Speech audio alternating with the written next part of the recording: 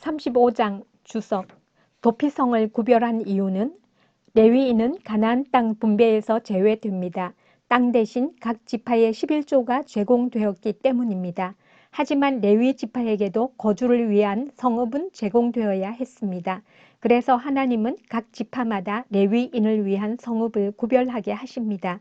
그 결과 48개의 성읍이 레위 지파에게 제공됩니다. 이 중 6개는 도피성입니다. 도피성은 실수로 살인한 자들이 복수자로부터 보호받을 수 있는 곳입니다. 만약 살인 행위가 고의가 아닌 실수였음이 입증된다면 살인자라 할지라도 도피성에서 안전하게 살 수 있었습니다. 하지만 고의로 살인을 저지른 자는 도피성에서 보호받을 수 없었습니다. 그런 사람은 반드시 처형되는 것이 하나님의 정의입니다. 그렇다면 가나안에 도피성이 필요한 이유는 무엇일까요? 하나님께서 가나안 땅에 함께 거하시기 때문입니다. 하나님께서 거하시는 곳에 살인이 또 다른 살인을 낳고 복수가 또 다른 복수를 낳는 일이 일어나서는 안 된다는 것입니다. 만약 그런 일로 하나님의 임재가 훼손된다면 가나안은 이스라엘을 토해낼 것입니다. 35장 통독. 여호와께서 여리고 맞은편 요단강가 모압 평지에서 모세에게 말씀하여 이르시되 이스라엘 자손에게 명령하여 그들이 받은 기업에서 레위인에게 거주할 성읍들을 주게 하고 너희는 또 그 성읍들을 두르고 있는 초장을 레위인에게 주어서 성읍은 그들의 거처가 되게 하고 초장은 그들의 재산인 가축과 짐승들을 둘 곳이 되게 할 것이라. 너희가 레위인에게 줄 성읍들의 들은 성벽에서부터 밖으로 사방 1000규빗이라. 성을 중앙에 두고 성밖 동쪽으로 2000규빗, 남쪽으로 2000규빗, 서쪽으로 2000규빗, 북쪽으로 2000규빗을 측량할지니 이는 그들의 성읍의 들이며 너희가 레위인에게 줄 성읍은 살인자들이 피하게 할 도피성으로 6성읍이요 그 외에 42성읍이라. 너희가 레위인에게 모두 48성읍을 주고 그 초장도 함께 주되 너희가 이스라엘 자손의 소유에서 레위인에게 너희가 성읍을 줄 때에 많이 받은 자에게서는 많이 떼어서 주고 적게 받은 자에게서는 적게 떼어 줄 것이라. 각기 받은 기업을 따라서 그 성읍들을 레위인에게 줄지니라. 여호와께서 또 모세에게 말씀하여 이르시되 이스라엘 자손에게 말하여 그들에게 이르라. 너희가 요단강을 건너 가나안 땅에 들어가거든 너희를 위하여 성읍을 도피성으로 정하여 부지 중에 살인한 자가 그리로 피하게 하라. 이는 너희가 복수할 자에게서 도피하는 성을 삼아 살인자가 회중 앞에 서서 판결을 받기까지 죽지 않게 하기 위함이니라. 너희가 줄 성읍 중에 6을 도피성이 되게 하되 세 성읍은 요단 이쪽에 두고 세 성읍은 가나안 땅에 두어 도피성이 되게 하라. 이 6성읍은 이스라엘 자손과 타국인과 이스라엘 중에 거류하는 자의 도피성이 되리니 부지 중에 살인한 모든 자가 그리로 도피할 수 있으리라. 만일 철 연장으로 사람을 쳐 죽이면 그는 살인자니 그 살인자를 반드시 죽일 것이요 만일 사람을 죽일 만한 돌을 손에 들고 사람을 쳐 죽이면 이는 살인한 자니 그 살인한 자는 반드시 죽일 것이요 만일 사람을 죽일 만한 나무 연장을 손에 들고 사람을 쳐 죽이면 그는 살인한 자니 그 살인자는 반드시 죽일 것이니라. 피를 보복하는 자는 그 살인한 자를 자신이 죽일 것이니 그를 만나면 죽일 것이요 만일 미워하는 까닭에 밀쳐 죽이거나 기회를 엿보아 무엇을 던져 죽이거나 아기를 가지고 손으로 쳐 죽이면 그 친자는 반드시 죽일 것이니 이는 살인하였음이라. 피를 보복하는 자는 살인자를 만나면 죽일 것이니라. 악의가 없이 우연히 사람을 밀치거나 기회를 엿봄이 없이 무엇을 던지거나 보지 못하고 사람을 죽일 만한 돌을 던져서 죽였을 때에 이는 악의도 없고 해하려 한 것도 아닌즉 회중이 친자와 피를 보복하는 자 간에 이 규례대로 판결하여 피를 보복하는 자의 손에서 살인자를 건져내어 그가 피하였던 도피성으로 돌려보낼 것이요 그는 거룩한 기름 부음을 받은 대제사장이 죽기까지 거기 거주할 것이니라.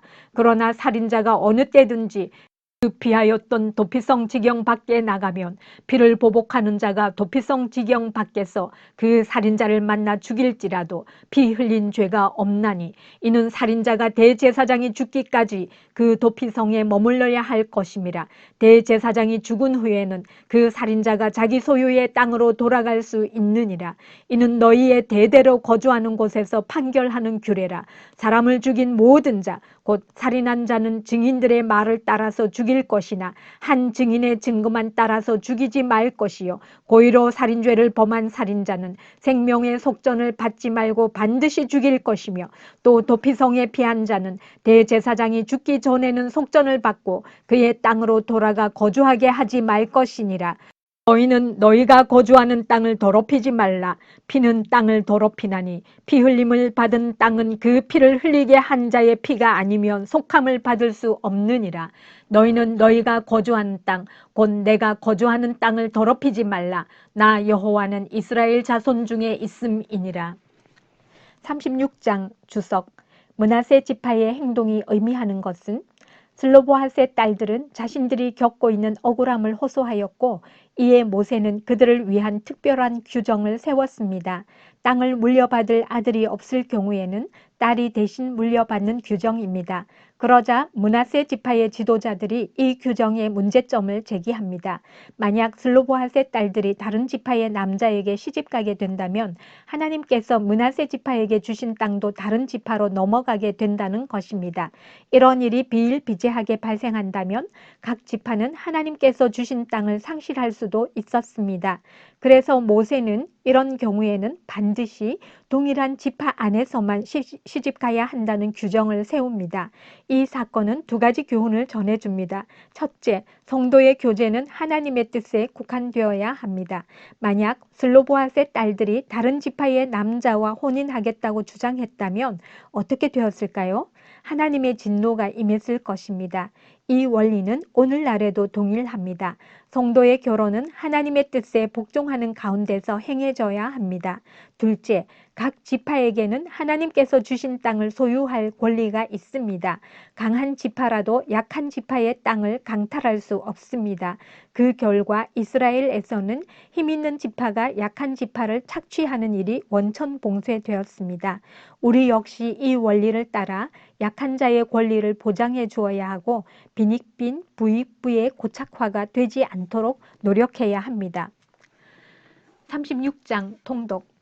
요셉의 종족 중 므낫세의 손자 마길의 아들 길앗 자손 종족들의 수령들이 나와 모세와 이스라엘 자손의 수령된 지휘관들 앞에 말하여 이르되 여호와께서 우리 주에게 명령하사 이스라엘 자손에게 제비 뽑아 그 기업의 땅을 주게 하셨고 여호와께서 또 우리 주에게 명령하사 우리 형제 슬로보핫의 기업을 그의 딸들에게 주게 하셨은즉 그들이 만일 이스라엘 자손의 다른 지파들의 남자들의 아내가 되면 그들의 기업은 우리 조상의 기업에서 떨어져 나가고 그들이 속할 그 지파의 기업에 첨가되리니 그러면 우리가 제비 뽑은 기업에서 떨어져 나갈 것이요 이스라엘 자손의 희년을 당하여 그 기업이 그가 속한 지파에 첨가될 것이라.